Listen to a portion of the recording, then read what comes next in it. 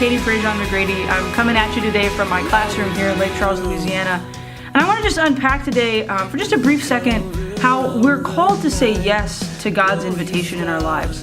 And that sounds like a really high and mighty, almost like this very idealistic concept of like, oh, God's inviting me into this relationship, or he's challenging me to answer this vocational call, or he wants me to do this in my life, and I'm called to say yes. But yet we find ourselves hesitant, right? That idealistic concept is scary. It's scary to think that God might be calling us to give our life to him in a very radical way.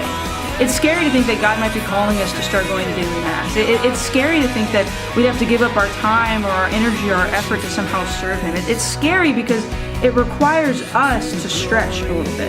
It requires us to say no to something that we might find pleasing or enjoyable in a temporary sense, so that we can say yes to God in an eternal sense. And when we face that fear, when we face that struggle, when we face that difficulty, we have to be reminded of the fact that God is inviting us into something bigger than ourselves. God is challenging us to be a part of this greater adventure with him. I mean, think about Mary. Mary's a young woman. She's minding her own business. She's probably planning her wedding. And all of a sudden, this angel just appears to her and tells her that she's going to give birth to the Son of God. And in that moment, what does she do? She doesn't hightail and run. She doesn't roll her eyes. She doesn't break down in tears. She very prayerfully says yes. She gives her fiat.